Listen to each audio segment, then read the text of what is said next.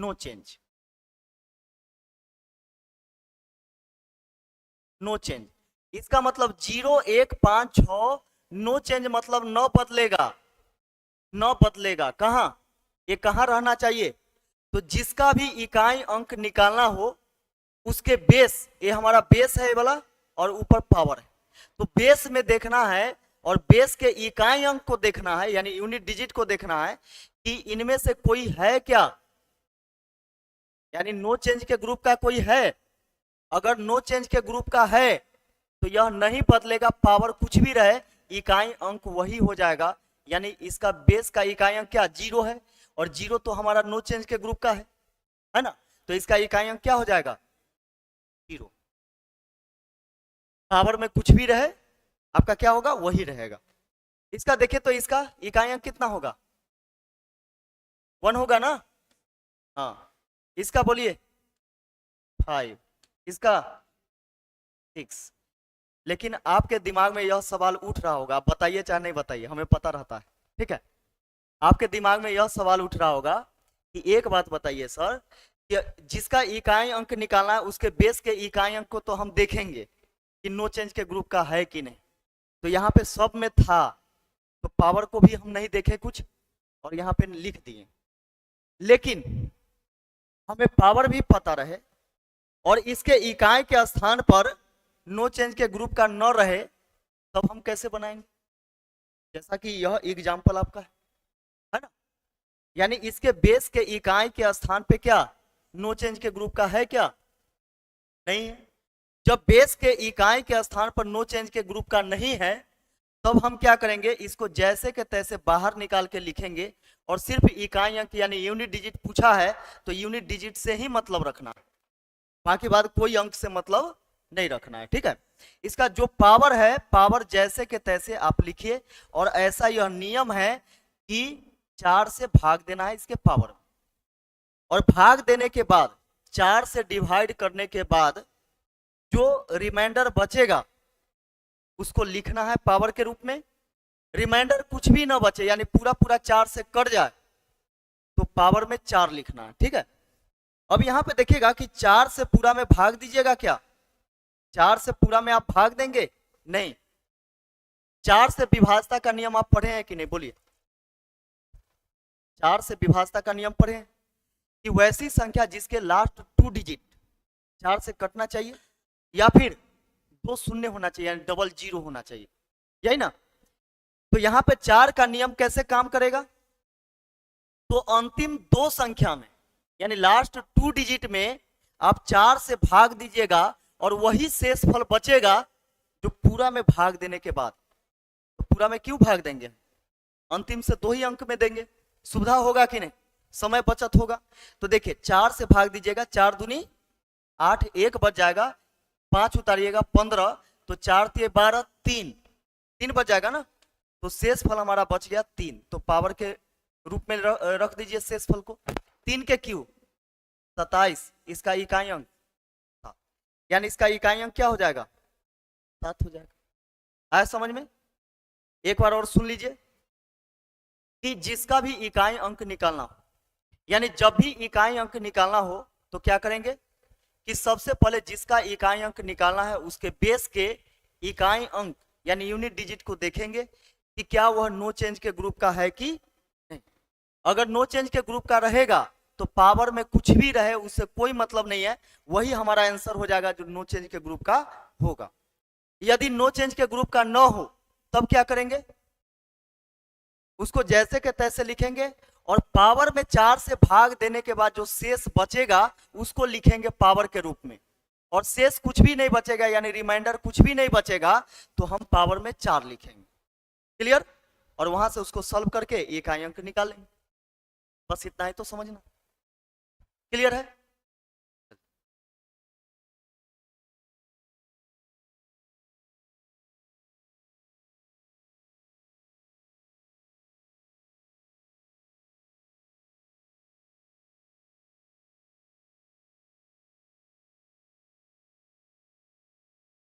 Class 3 कर दिए, class 8 होगा ना।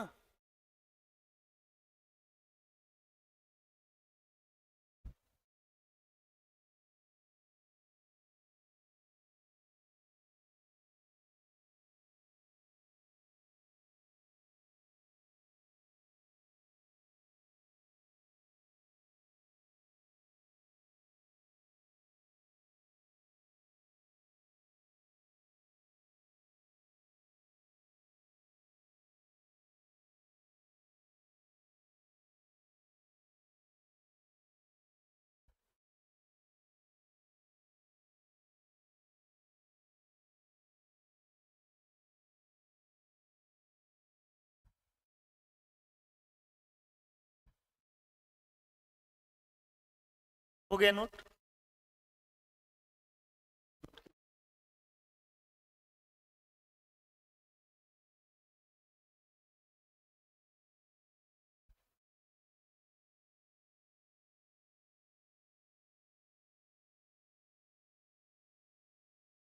हो गया नोट? हो गया? चल, अब भूलिएगा नहीं ना क्या क्या करना है। यानी इकाई अंक जब भी निकालना हो तो जिसका भी इकाई अंक निकालना है उसके बेस के इकाई अंक को देखेंगे, पावर में नहीं देखना, बेस के इकाई अंक को देखना है कि नो चेंज के ग्रुप का है कि नहीं। नो चेंज में कौन कौन आता है? बिल्कुल 0 1 5 6 नो चेंज। अगर इनमें से कोई एक आएगा तो वही हमारा आंसर हो जाएगा, पावर चाहे कुछ भी रहे। लेकिन उसमें से कुछ नहीं रहे, कोई दूसरा अंक आ जाए तो आपको पता है क्या करना है, पावर में 4 से डिवाइड करना है। डिवाइड करने के बाद जो हमारा रिमाइंडर बचेगा उसको हम उसके बेस के इकाई अंक यानी यूनिट डिजिट के पावर के रूप में लिखेंगे और उसको सॉल्व कर लेंगे। अगर पूरा पूरा कट जाए पावर तो पावर में क्या लिखेंगे? 4 लिखेंगे। ठीक है, दूसरा एग्जाम्पल आप लोग बनाइए।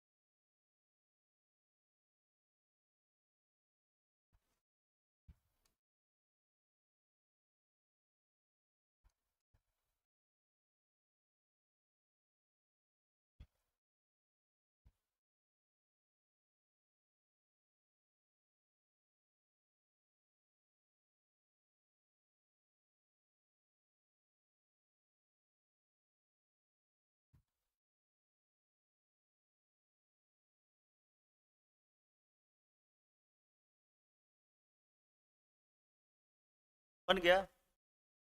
कितना है? 8 आ गया? नहीं,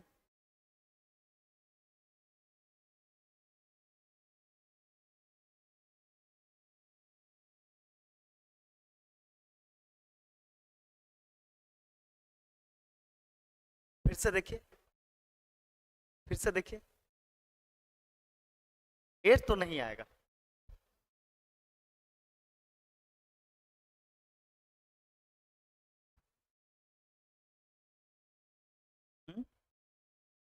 क्या आया?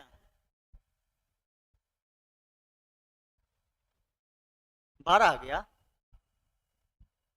इकाई स्थान पे 12 कैसे आ जाएगा? एक गुना आएगा कोई? हाँ, यानी 0 से लेकर 9 तक में ही कोई आएगा।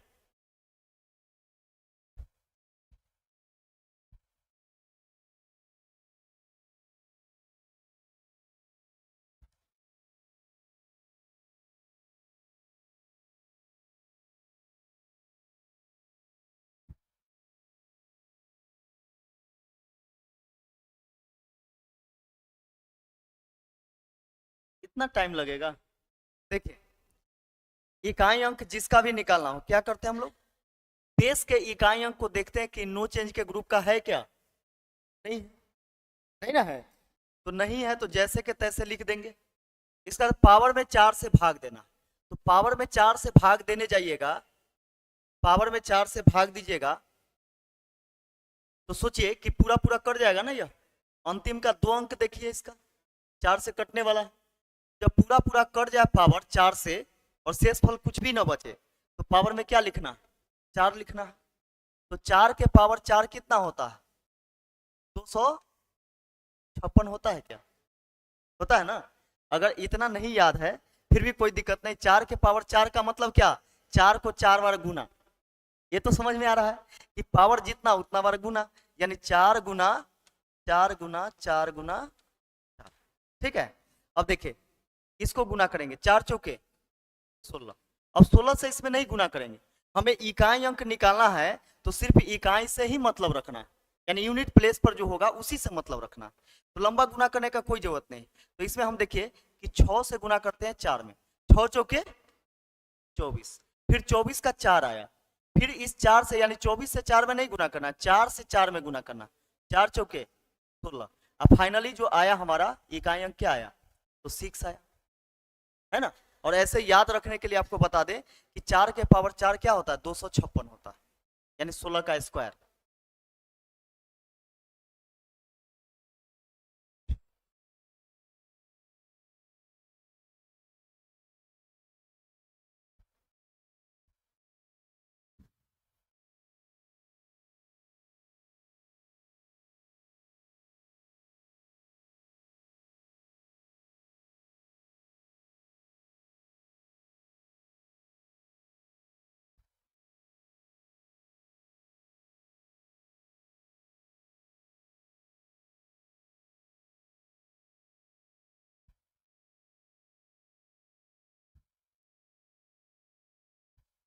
क्लियर हुआ।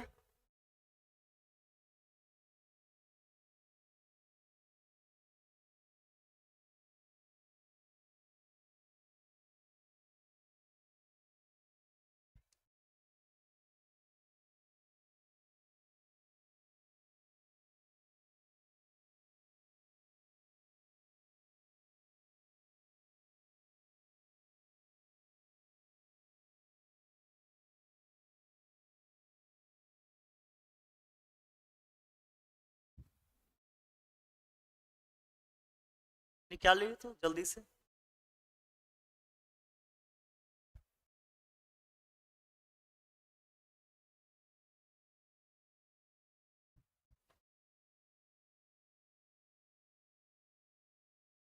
कितना, 3 आ गया, देखते हैं। हमको भी याद में नहीं, याद नहीं है, डालेंगे तो।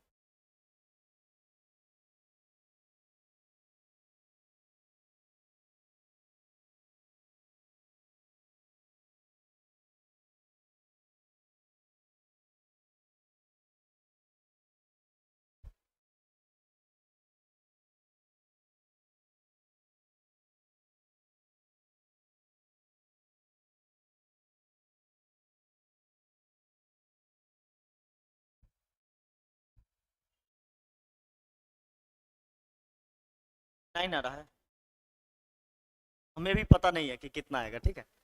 चलिए चेक करते हैं। देखिए जिसका भी इकाई अंक निकालना हो तो बेस के इकाई अंक को देखा जाता है, नो चेंज के ग्रुप का है क्या, नहीं है, तो जैसे के तैसे बाहर निकाल के लिखेंगे। इसके बाद पावर में हमें क्या करना है, 4 से भाग देना। और जब भी 4 से भाग देना हो तो अंतिम के 2 ही अंक में आप देखिए भाग दे करके, और जो आपका रिमाइंडर बचेगा वही रिमाइंडर आपको पूरे में भाग देने के बाद आएगा, ठीक है। तो 4 से 4 दूनी 8, एक बचेगा 15, 4 तिये 12, 3 बच जाएगा, यानी 7 के पावर, यही ना। और 7 के क्यूब कितना होता है, 343। इसका इकाई अंक आ गया था, 2 आ गया था क्या आपका, इसीलिए ध्यान से आया ना समझ में।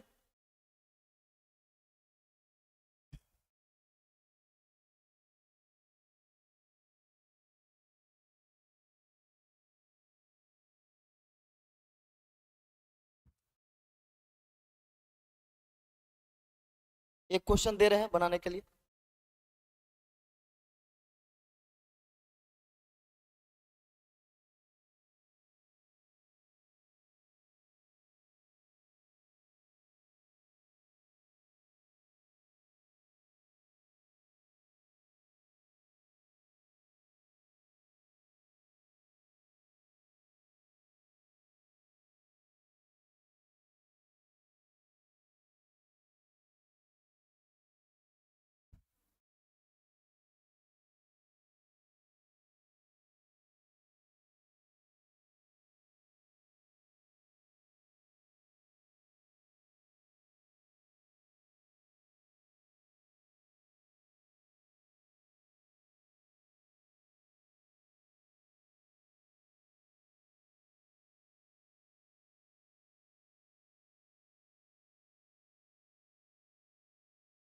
बनाइए इसको।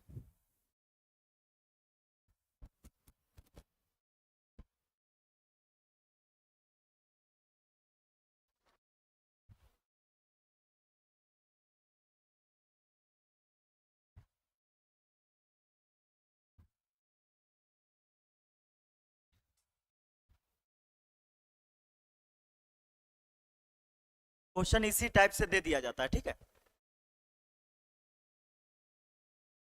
बनाइए इसको।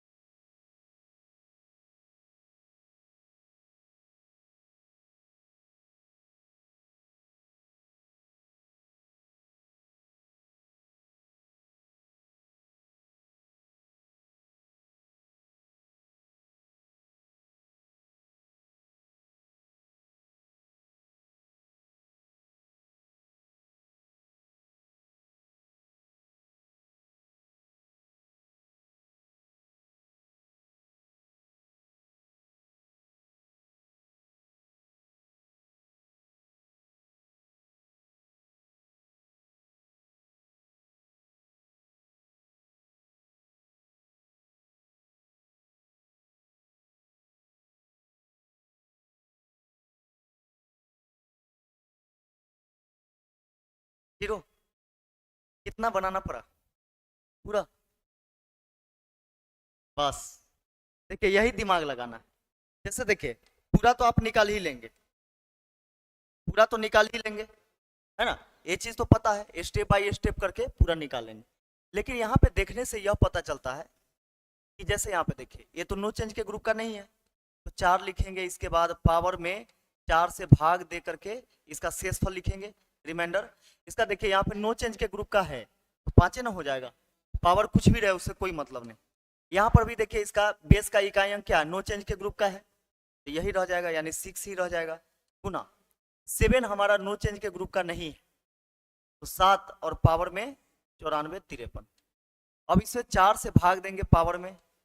अब इतना सॉल्व करेंगे, तो सॉल्व करने का तरीका तो यही है, इसी प्रकार आपको सॉल्व करना पड़ेगा। लेकिन यहाँ पे ध्यान से समझिएगा कि अगर ये दोनों को हम गुना करते हैं तो 6 पचे 30, 30 के 0 आ गया, इसका यूनिट प्लेस पर कौन आ गया, 0 आ गया। और 0 से किसी भी संख्या में गुना करेंगे तो 0 हो जाएगा, यानी इकाई स्थान पे हमेशा 0 आ जाएगा, ठीक है। तो इसका इकाई अंक क्या हो जाएगा, यही। तो पूरा सॉल्व करने का जरूरत नहीं, बस क्वेश्चन देखना है, समझना है। अब इकाई अंक वाला बनेगा ना क्वेश्चन, बोलिए।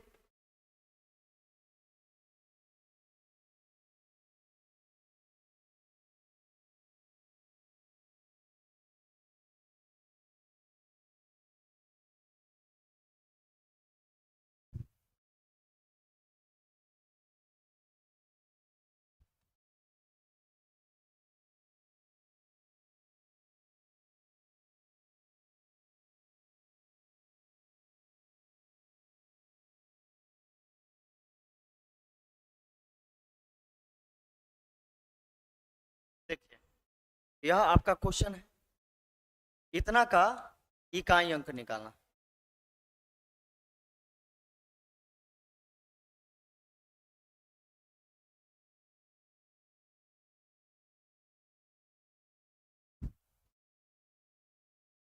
पांच आ जाएगा, बिल्कुल। देखिए, यही सब चीज समझना है। मेन मेन एकदम छोटा छोटा चीज, क्वेश्चन बहुत बड़ा दिखाई देगा, लेकिन उसका छोटा सा सॉल्यूशन होता है, ठीक है।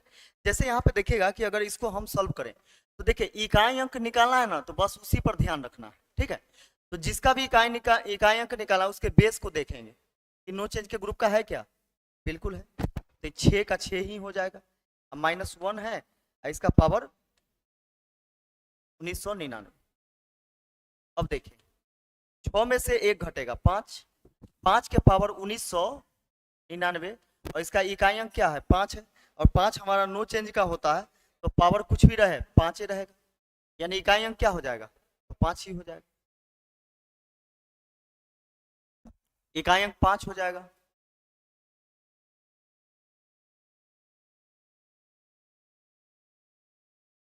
बन जाएगा। चलिए, जैसे क्वेश्चन अभी नहीं आ रहा आपके सामने, अभी बेसिक चीज पढ़ाया जा रहा है। क्वेश्चन जब आपके सामने आएगा तो कहिएगा सर अब छोड़ दीजिए ना, अब तो बन ही जाएगा। जो नहीं बनेगा वो बताइए, है कि नहीं। तो ये चीज होना चाहिए, पढ़ाई का मतलब ये होना चाहिए कि इतना कंसेप्ट आपका क्लियर हो जाए कि उस टाइप से, उस टॉपिक से क्वेश्चन आए तो फंसना नहीं चाहिए। ठीक है।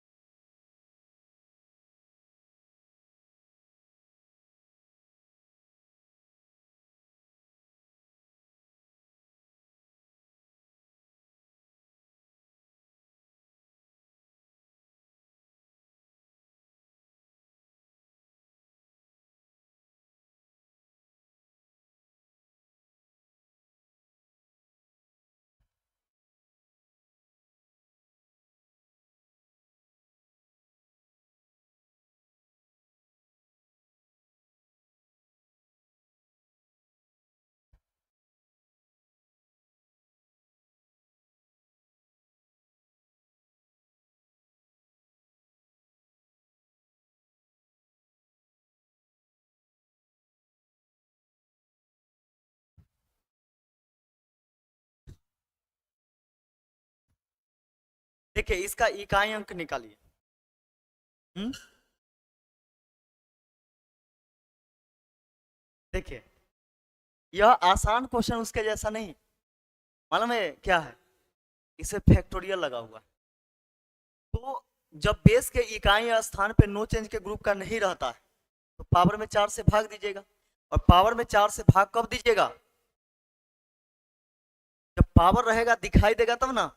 तो यहाँ पे पावर दिखाई दे रहा है, लेकिन इसको पूरा को भाग देने के लिए मालूम है क्या करना पड़ेगा, फैक्टोरियल तोड़ना पड़ेगा। कल फैक्टोरियल के बारे में बताए थे क्या, बताए थे ना, फिर भी देख लीजिए। यहाँ पे फैक्टोरियल आपको इंटर में पढ़ना है। फैक्टोरियल, फैक्टोरियल का हिंदी होता है क्रम गुणित। क्रम गुणित, क्रम गुणित मीन्स एक क्रम से गुना करना। ठीक है, एक क्रम से गुना करना। तो देखिएगा कि आपसे हम बोले कि फैक्टोरियल 1, फैक्टोरियल 1, देखिए फैक्टोरियल दो प्रकार का होता है। इस प्रकार से भी फैक्टोरियल लिख सकते हैं, जैसे मान के चलिए फैक्टोरियल n। ठीक है, और इसको हम ऐसे भी लिख सकते हैं फैक्टोरियल n। ये दो तरह से फैक्टोरियल लिखा जाता है। ठीक है, तो यहाँ पे देखेंगे कि फैक्टोरियल 1 का मतलब क्या होगा, सिर्फ एक होगा। ठीक है, अगर यही फैक्टोरियल 2 का हम बोले तो एक गुना 2। क्रम गुणित का मतलब क्या, एक क्रम से गुना करना। ठीक है, फैक्टोरियल 3 का मतलब एक गुना 2 गुना 3। फैक्टोरियल 4 का मतलब एक गुना 2 गुना 3 गुना 4 गुना, हाँ 4 तक है। इसके बाद देखिएगा फैक्टोरियल 5 का मतलब क्या होगा, एक गुना 2 गुना 3 गुना 4 गुना 5। उसी प्रकार फैक्टोरियल n, फैक्टोरियल n का मतलब क्या होगा, एक गुना 2 गुना 3 गुना 4 गुना up to dot dot Guna n तक का गुना, यही ना होगा। अच्छा एक बात बताइए कि फैक्टोरियल 4 से यह अधिक है क्या, बहुत अधिक है ना। जब फैक्टोरियल 4 या 4 से अधिक रहे तो उसमें 4 से भाग दीजिएगा। भाग क्यों, कब देना है, जब बेस के इकाई के स्थान पे नो चेंज के ग्रुप का न रहेगा तो। ये तो देखना ही है बेस में। तो बेस में हम देख रहे हैं कि बेस के इकाई स्थान पर जो है वह नो चेंज के ग्रुप का नहीं है। अब हमें पावर में 4 से भाग देना, तो पावर में 4 से भाग दीजिएगा और फैक्टोरियल 4 या 4 से अधिक रहेगा, इसका मतलब 4 से वह पूरा पूरा कट जाएगा। फैक्टोरियल 4 या 4 से अधिक रहेगा तो वह कट जाएगा कि नहीं, बोलिए। जैसे मान के चलिए इसको लिखिएगा तो एक गुना 2 गुना 3 गुना 4 गुना अप टू डॉट डॉट गुना 9647 तक। इसमें हमें क्या करना है, 4 से भाग देना है। तो सोच के देखिए 4 से 4 कट गया कि नहीं, गुना में तो काट सकते हैं, अंश में कुछ भी बचे, हर में कुछ नहीं बचना चाहिए, इसका मतलब पूरा पूरा कट गया। और जब पूरा पूरा कट जाएगा तो पावर में क्या लिखेंगे, 4 लिखते हैं। आई बात समझ में। यानी फैक्टोरियल 4 या 4 से अधिक रहेगा तो वह 4 से पूरा पूरा कट जाएगा, और जब पावर 4 से पूरा पूरा कट जाए तो पावर में क्या लिखा जाता है, 4 लिखा जाता है। ये चीज क्लियर हुआ कि नहीं, बोलिए, हुआ कि नहीं क्लियर? तो फैक्टोरियल अगर पावर में लगा हुआ रहे और फैक्टोरियल 4 या 4 से अधिक रहेगा, वहीं पे यह नियम लागू होगा। अगर उससे कम रहेगा, जैसे मान चलिए फैक्टोरियल 3 तक के रहेगा, तो फैक्टोरियल 3 तक के ऐसे ही नहीं लिख सकते हैं। फैक्टोरियल 3 का मतलब 3 दूनी 6 एकम 6, 2 का मतलब 2, 1 का मतलब 1, लेकिन 4 से तो यह नियम लागू हो जाएगा। ठीक है, तो 3 के पावर 4 का मतलब क्या, 81, और 81 का इकाई अंक कितना, 1, यानी 1 हमारा आंसर हो जाएगा।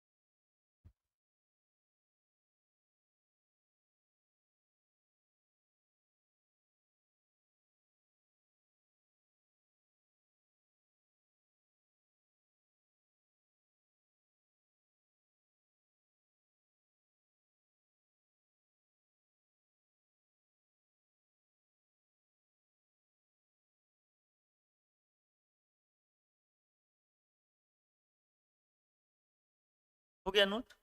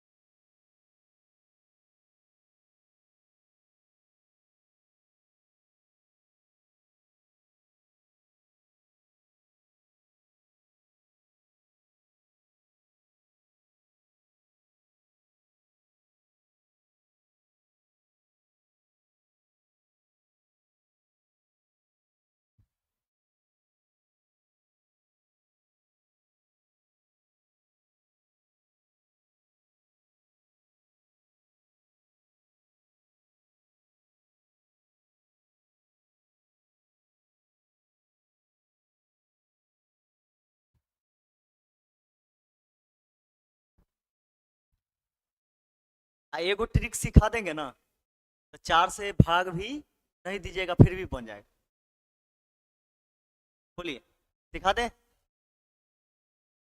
ये तो सीख गए ना कि अगर ट्रिक भी भूल जाइएगा तो आप बना लीजिएगा, क्योंकि फैक्टोरियल पावर में फैक्टोरियल 4 या 4 से अधिक रहेगा तो कुछ नहीं, सीधा इसके बेस के पावर में 4 लिख दीजिए, क्योंकि 4 से तो कट जाएगा पूरा पूरा, और जब 4 से पूरा पूरा कट जाएगा यानी शेषफल कुछ भी नहीं बचेगा, तो पावर में 4 लिखना है। क्लियर? अब यहाँ पे देखिएगा कि ट्रिक क्या होता है।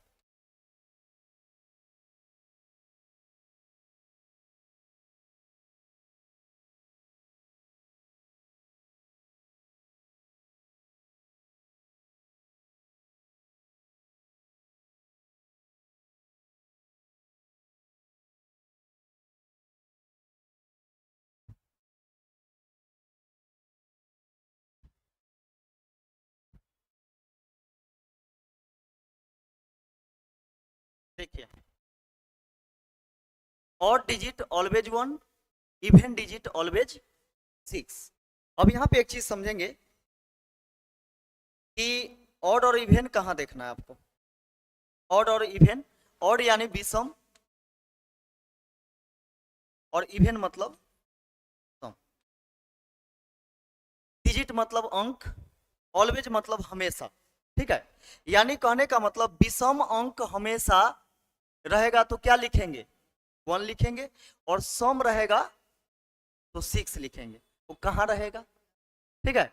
और कब लिखेंगे, तो जब पावर में फैक्टोरियल 4 या 4 से अधिक दिख जाए, वहीं पे यह नियम लागू होगा, ठीक है। लेकिन पावर में फैक्टोरियल रहना चाहिए।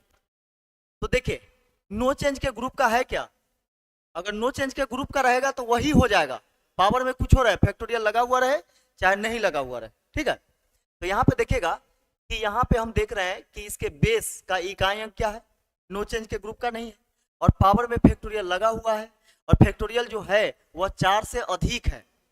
तब यहाँ पे देखेंगे कि यह सम है कि विषम, यानी ऑड या इवेन। 7 जो है ऑड की इवेन, ऑड, तो ऑड के लिए कितना 1 गुना। यहाँ पे देखिए इसका बेस का इकाई अंक यानी यूनिट प्लेस पे क्या है, नो चेंज के ग्रुप का नहीं है, पावर में फैक्टोरियल लगा हुआ है, फैक्टोरियल में जो है वह 4 से अधिक है। तब देखेंगे कि सम की विषम, सम, सम के लिए क्या 6, नो चेंज, पावर देखना ही नहीं है, जब नो चेंज रहेगा ना पावर देखना ही नहीं, फैक्टोरियल लगा हुआ रहे चाहे नहीं लगा हुआ रहे उससे कोई मतलब नहीं। इसका देखिए नो चेंज 6 हो गया, 6 बचे 30 के 0, और 0 से गुना करेंगे 6 में 0 हो जाएगा, यानी इसका इकाई अंक। तो क्या पावर में 4 लिखने का जरूरत नहीं ना पड़ा, आसान हो गया। बस यहाँ पे सिर्फ सम और विषम देखना है, और सिर्फ आपको देखना है नो चेंज वाला, अब बना लेना। कॉन्सेप्ट क्लियर हुआ ना। तो छोटे मोटे एग्जाम में क्या है कि अब फैक्टोरियल वाला भी क्वेश्चन पूछने लगा, पहले नहीं पूछता था।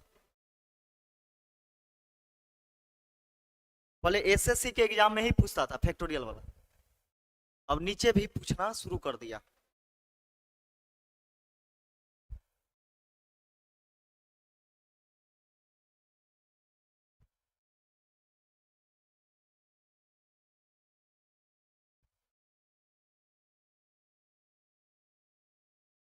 हो गया कॉन्सेप्ट क्लियर। अच्छा एलजेब्रा का फॉर्मूला नहीं ना लिखवाए हैं, बेसिक में नहीं ना लिखवाए हैं, हाँ उसको कंप्लीट करवा देते हैं, क्योंकि एलजेब्रा का फॉर्मूला बहुत ज़्यादा जरूरी है। वह आपके नंबर सिस्टम के लिए भी, और एलजेब्रा पर आधारित क्वेश्चन भी पूछा जाता है एडवांस मैथ में, ठीक है। तो वहाँ पे आपको एक चैप्टर भी है एलजेब्रा का, और नंबर सिस्टम जब शुरू होगा उसमें जब पढ़ेंगे आप, तो वहाँ पर भी आपको इसका फॉर्मूला का जरूरत पड़ेगा।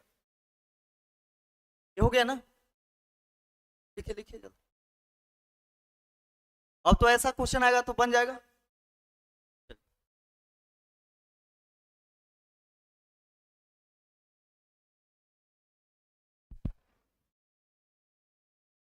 जब क्वेश्चन आएगा ना तो बुलेट ट्रेन के स्पीड चलेंगे हम लोग, यानी ये सब चीज पहले से जाने हुए रहिएगा, तो कहिएगा सर इसका ये आंसर है, हमको बताने से पहले आप बताइएगा, है कि नहीं।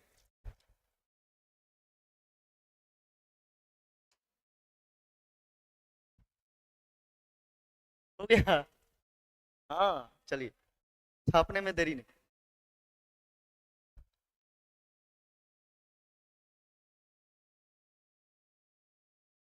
अलजेब्रा जिसको हम लोग बोलते हैं बीजगणित ना,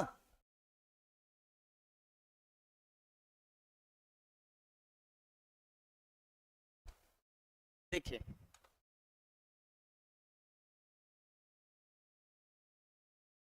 देखिए बहुत सारा फॉर्मूला आपको याद भी होगा, ठीक है। अगर याद नहीं है तो याद कर लीजिएगा, अगर याद है तो रिवीजन कर लीजिए, कुछ नए नए फॉर्मूला भी आपको देखने को मिल जाएंगे। तो देखिएगा कि a प्लस बी के होल स्क्वायर सभी को पता है कि नहीं, वो आप 2-3 क्लास के बच्चा से भी पूछिएगा बता देगा वो क्या होता है, a square plus 2ab plus B square होता है, ये सभी को पता रहता है। लेकिन एगो फॉर्मूला जो है वह नहीं पता रहता है किसी को जल्दी,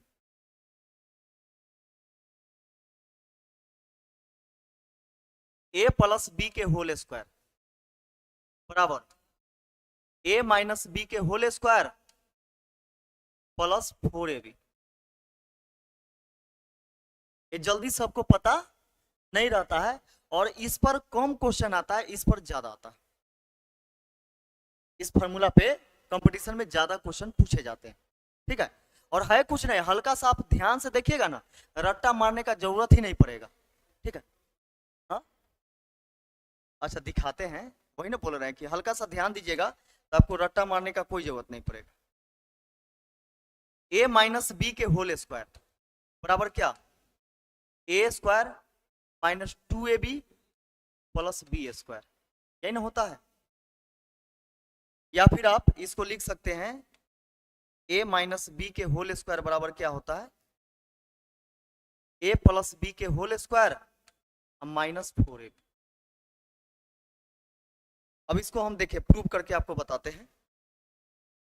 देखिए इसको प्रूव करना है ना, तो सोच के देखिए कि ए माइनस बी के होल स्क्वायर आपको पता है ना कि इतना होता है, तो यहाँ पे हम लिख देंगे इसका वैल्यू इतना, यानी a square minus 2ab plus B square.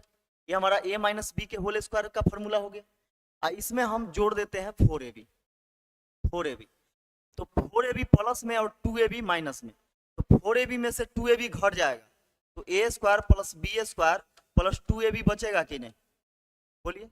और यही ना होता आपका ए प्लस बी के होल स्क्वायर का, तो क्या हम इतना लिख सकते हैं कि नहीं, बस वही चीज लिखा गया, ठीक है।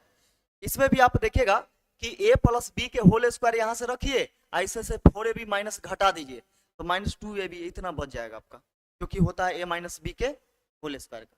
अब डाउट क्लियर, चलिए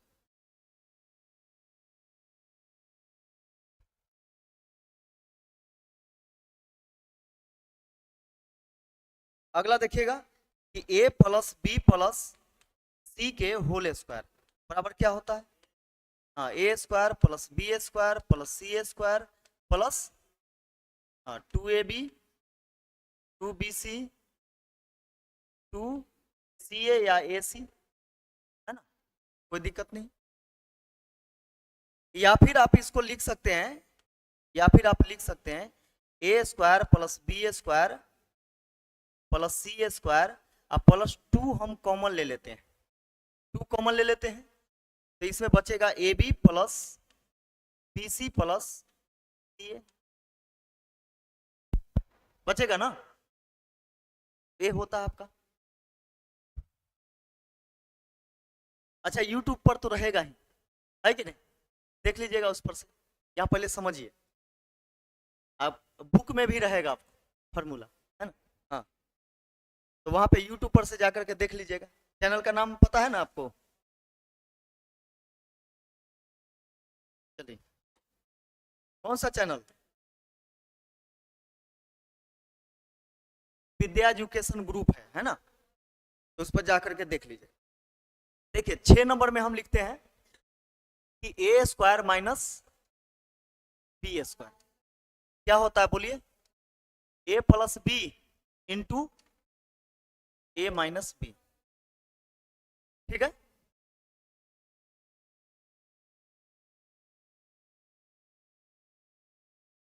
ए स्क्वायर प्लस बी स्क्वायर बराबर क्या होगा, बोलिए, ए प्लस बी के होल स्क्वायर माइनस 2ab, क्या बोलिए, होगा कि नहीं।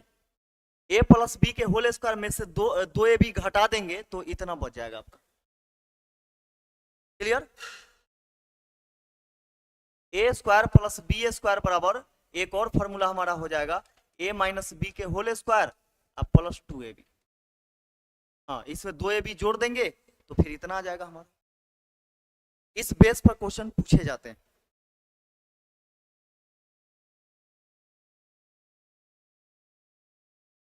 इसके बाद हमें बताइए कि a प्लस बी के होल क्यू बराबर क्या होता है, a cube plus b cube plus 3a square b plus 3ab square, यही होता है।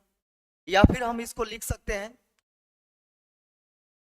A cube plus b cube plus 3ab common ले लेते हैं, तो इससे क्या बचेगा, a और इससे बचेगा b, कॉमन मतलब क्या, भाग, इससे भाग दीजिएगा ना तो इसमें ए बचेगा, अब प्लस इसमें भाग दीजिएगा तो एक बी बचेगा। ठीक है, तो ये भी फॉर्मूला होता है।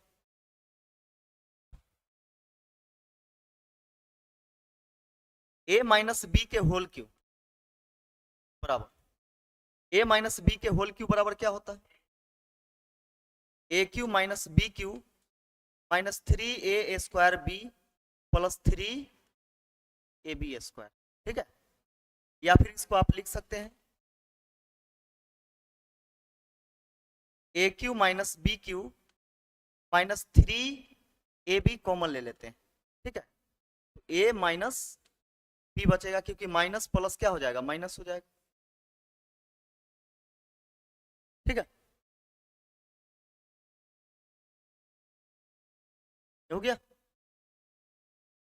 अच्छा, बाद में लिख लीजिए, हम दे देंगे टाइम, पहले देखिए कितना नंबर हो गया, 8 नंबर ना, 10 हो गया, 10 हो गया, 11। देखिए a cube plus b cube, वह आपका क्या था, ए प्लस बी का होल क्यू था, यह हमारा क्या होगा, a cube plus b cube. तो a cube plus b cube हो जाएगा a plus b into a square minus a b plus B square. ठीक है, एक होता है हमारा a cube minus b cube बराबर a minus b into a square plus a b plus B square. बस दोनों में हल्का सा अंतर है। देखिए यहाँ पे प्लस है तो यहाँ प्लस, और यहाँ पे माइनस, और यहाँ पे माइनस है तो यहाँ माइनस, बाकी बात प्लस। ठीक है, अगर तुलना करके आपको याद रखते हैं तो याद रहेगा हमेशा के लिए। अब देखिए ए प्लस बी के होल स्क्वायर और ए माइनस बी के होल स्क्वायर, दोनों को यदि हम ऐड कर दें तो हमारा क्या आ जाएगा, बोलिए, 2 into a square plus B square आएगा। ठीक है,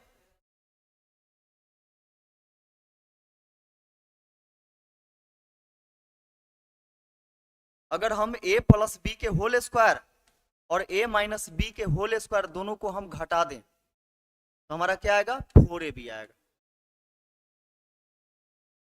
ये चीज आता है और इस पर भी क्वेश्चन पूछे जाते हैं। ठीक है,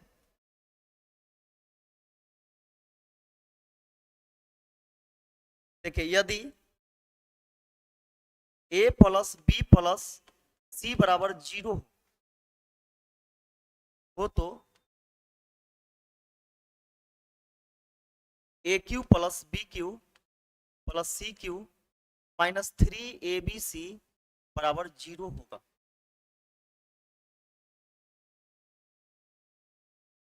ठीक है, यदि a प्लस बी प्लस सी बराबर क्या हो, 0 हो, तो a cube plus b cube plus c cube minus 3abc बराबर क्या होता है, 0 होता है।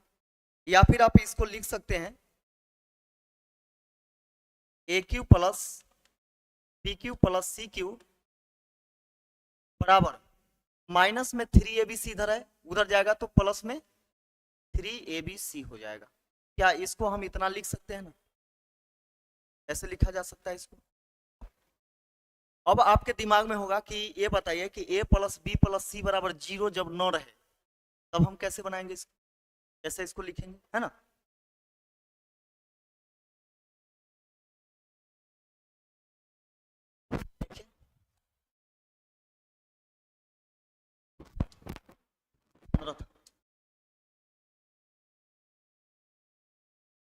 यदि a plus B plus C not equal 0, ठीक है, यदि a प्लस बी प्लस सी बराबर 0 न हो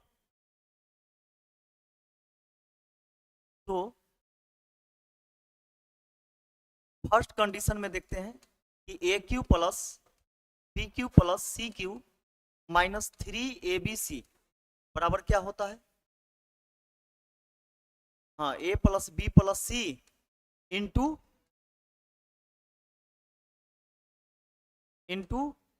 ए square plus B square plus c square minus a b minus b c minus सी।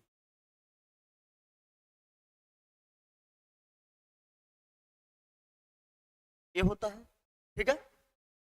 दूसरा कंडीशन इसका है कि a cube plus b cube plus c cube minus 3 ABC बराबर 1/2 into a plus B plus c into में हो जाएगा a minus b के whole square plus b minus c के whole square plus c minus a का whole square. ये भी होता है इसका। क्या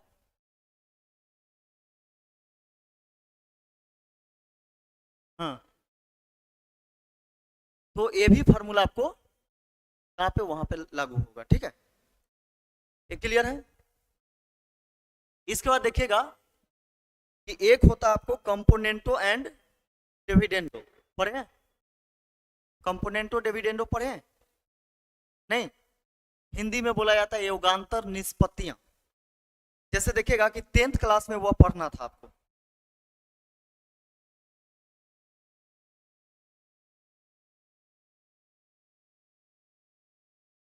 कंपोनेंटो एंड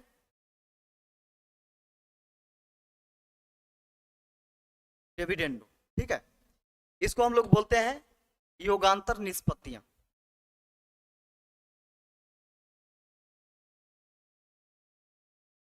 योगांतर निष्पत्तियां, योगांतर निष्पत्तियां। तो कंपोनेंटो एंड डिविडेंडो में क्या होता है कि देखिए,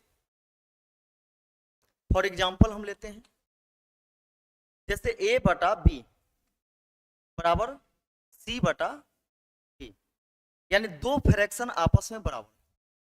क्या है यहाँ पे? दो फ्रैक्शन आपस में क्या है? बराबर है। तो यहाँ पे हम कंपोनेंटो एंड डिविडेंडो का प्रयोग करेंगे, तो इसको हम कैसे लिखेंगे? तो यहाँ पे देखिए इसका सॉल्यूशन जो होगा कैसे होगा। तो एक बार ए हमारा नोमिनेटर है, ए डिनोमिनेटर है, यानी अंश बटा हर के रूप में है कि नहीं? अंश और हर के रूप में है, ठीक है। तो नोमिनेटर बाय डिनोमिनेटर के रूप में है। अब यहाँ पे देखेंगे कि नोमिनेटर में डिनोमिनेटर को एक बार जोड़ करके और एक बार घटा करके लिख देंगे अपने जगह पर, यानी जोड़ करके अंश में लिखना है, यानी a प्लस बी बटा a माइनस बी बराबर c प्लस डी बटा में c माइनस डी। इस प्रकार हम लोग लिखेंगे, और इस प्रकार रहेगा तो हम इसे इस प्रकार लिखेंगे। जैसा कि एक क्वेश्चन आप देख लीजिएगा इसके एग्जाम्पल के तौर पे, हम नोट्स में डाले हुए हैं, लेकिन नोट्स जब तक के आएगा उससे पहले देख लीजिए कि यहाँ पे ये चीज।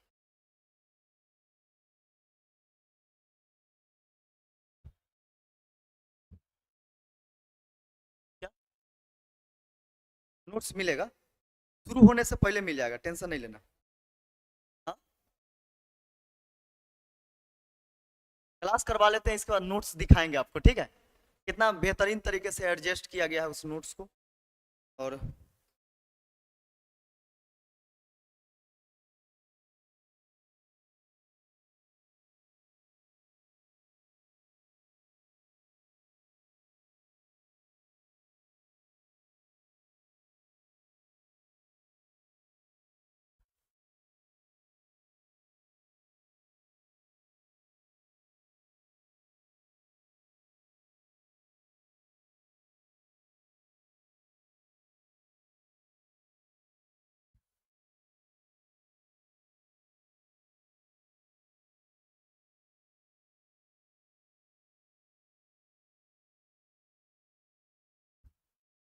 देखिए क्वेश्चन इस प्रकार का दिया हुआ है, यदि 2a plus 3b into 2c minus 3d is equal to 2a minus 3b into 2c plus 3d हो तो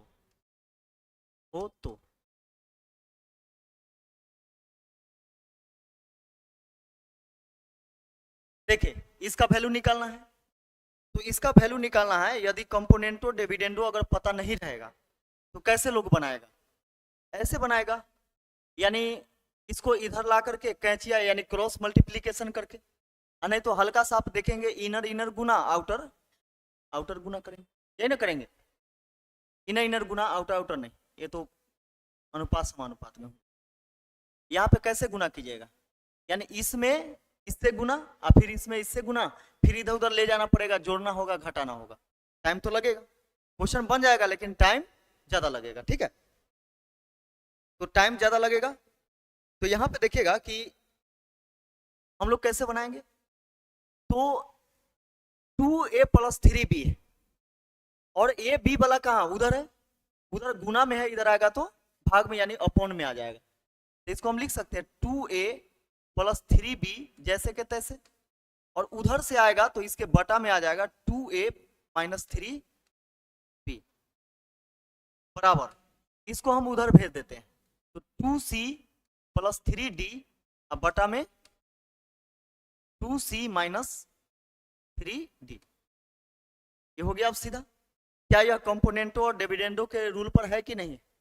अगर हम इतना पूरा को देखिए, इतना पूरा को हम a मानते हैं, इसको हम पूरा a मानते हैं, इसको हम b मानते हैं, तो देखिए तो a + b बटा a - b है कि नहीं, इसको हम पूरा को c मानते हैं और इस पूरा को d मानते हैं, तो c + d बटा में c - d है कि नहीं, तो इसको हम लिख सकते हैं a बटा b, यानी a के लिए हम 2a लिखेंगे और b के लिए 3b लिखेंगे बराबर 2c बटा में 3d।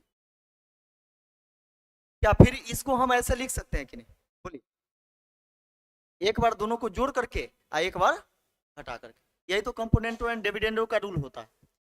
अब देखिए 2 से 2 कैंसिल हो गया, 3 से 3 कैंसिल हो गया, हमारा आंसर क्या आ गया, a बटा b बराबर c बटा d, यही ऑप्शन में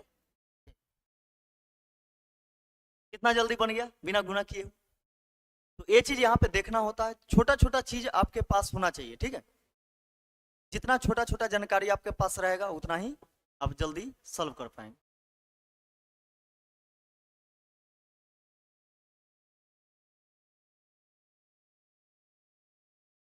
तब रहने दिया जाए क्या, चलिए तो आज का क्लास बस यहीं पे, हम लोग मिलते हैं अगले क्लास में, तब तक के लिए जय हिंद।